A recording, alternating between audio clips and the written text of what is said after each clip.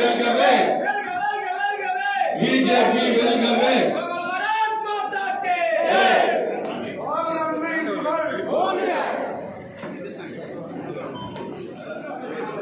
ஒரு மகிழ்ச்சியான இன்று ஒரு மகிழ்ச்சியான திருநாள். பாரத பிரதமர் அவர்கள் உலகத் தலைவர் நரேந்திர மோடி அவர்கள் இன்றைக்கு இத்தாலியில் இருக்கிறார்.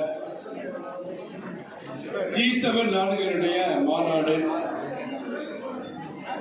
அந்த குழுவில் இடம்பெறாத நாடாக இருந்தாலும் கூட உலகில் சாதனை படைக்க வருகிற இந்திய திருநாட்டின் பிரதமர் என்ற முறையிலே சிறப்பு அழைப்பாளர் அழைக்கப்பட்டு நமது பிரதமர் அங்கே இருக்கிறார்.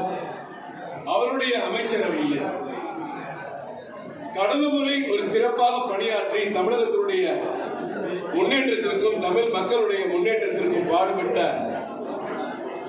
அருமை தலைவர், முன்னாள் மாநில தலைவர், இன்றைக்கு மீண்டும் இரண்டாவது முறை மோடி 3.0 மோடி சர்க்காரில் மீண்டும் மத்திய அமைச்சராக, அதுவும் மிக மிக முக்கியமாக பாராளுமன்ற விவகாரத்துறை இணை அமைச்சராகவும் தகவல் மற்றும் ஒலிபரப்புத்துறை இணையமைச்சராகவும் இன்றைக்கு பொறுப்பேற்று சென்னைக்கு வருகை தந்த மாண்புமிகு டாக்டர் முருகன் அவர்களை மாநில தலைவர் அவர்கள் கட்டி அணைத்து சால்வை அணிவித்து வரவேற்று மேடைக்கு அழைத்து வந்திருக்கிறார்கள்.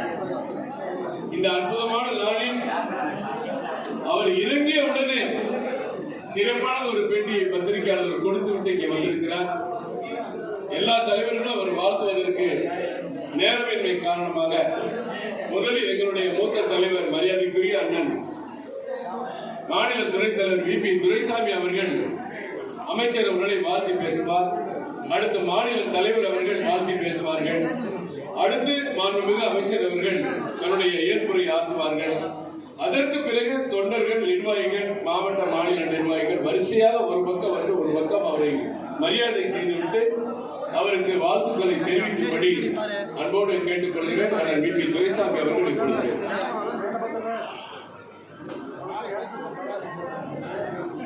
இந்த அருமையான நிகழ்ச்சியினுடைய தலைவர்,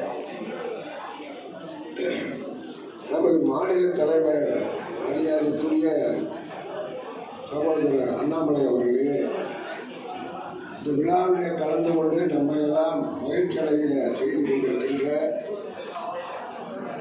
நடுவண் அரசினுடைய இரண்டாவது முறையாக அமைச்சர் பதவியேற்றிருக்கின்ற அருமை தம்பி முருகன் அவர்களே, நடந்து முடிந்த நாடாளுமன்ற தேர்தலில் வேட்பாளராக என்ற வினோத் அவர்களே, ஆழ்கலைராஜர்களே, மாவட்ட தலைவர் அசின் அவர்களே, சகோதரி பிரமிளா சம்பத் அவர்களே, அன்புக்குரிய சுமதி வெங்கடேஷ் அவர்களே, முன்னாள் அமர்ந்திருக்கின்ற பாரதிய ஜனதா கட்சியினுடைய முன்னணி தலைவர்களே, சகோதரிகளே, சகோதரர்களே, ஊடகத்துறையைச் சேர்ந்த நண்பர்களே, உங்கள் அனைவருக்கும் எனது பணிவான வணக்கம்.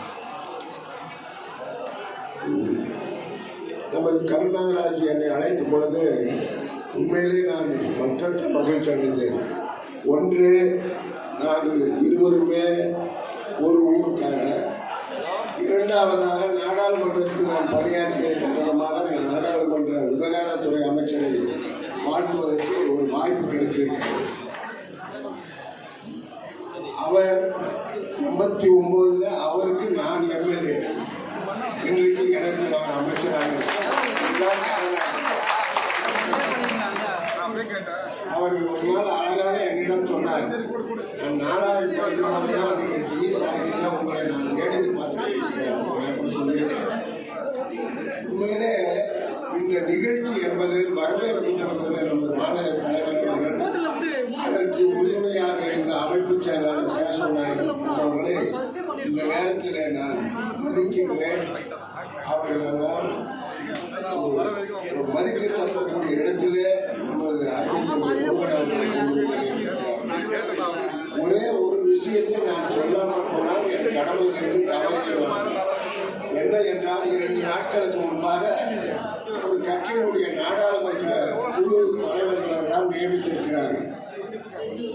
தம்பி, தங்கை, அண்ணன், மாமன், மைத்துனர், இவர்களெல்லாம் நாடாளுமன்ற குழு தலைவர்களாம்.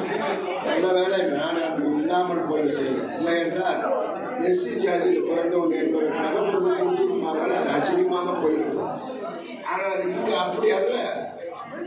எளிய மனிதர்களை நேசிக்கின்ற, எளிய மனிதர்களை கைத்தூக்கின்ற ஒரு கட்சியாக பாரதிய ஜனதா கட்சியை நான் பார்க்கின்றேன். இதுதான் உண்மை.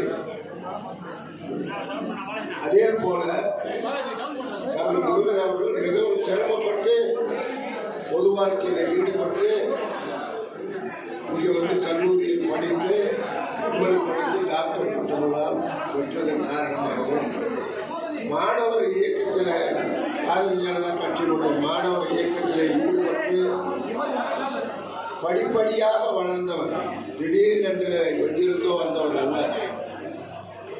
எனவே அவர் மேலும் மேலும் பல பதவிகளை பெற்று தமிழக மக்களுக்கு பயன்பட வேண்டும்.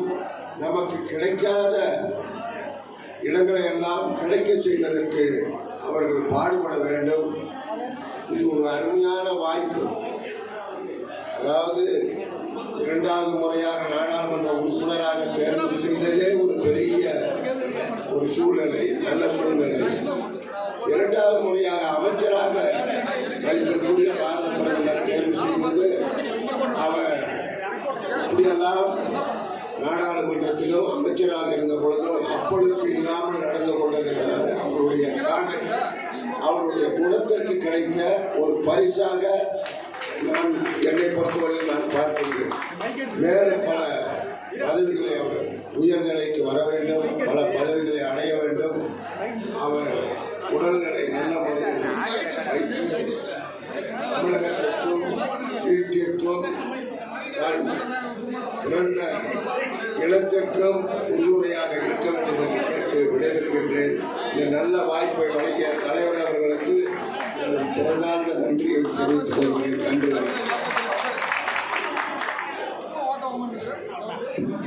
மரியாதைக்கு போற்றுதலுக்குரிய மாநில தலைவர்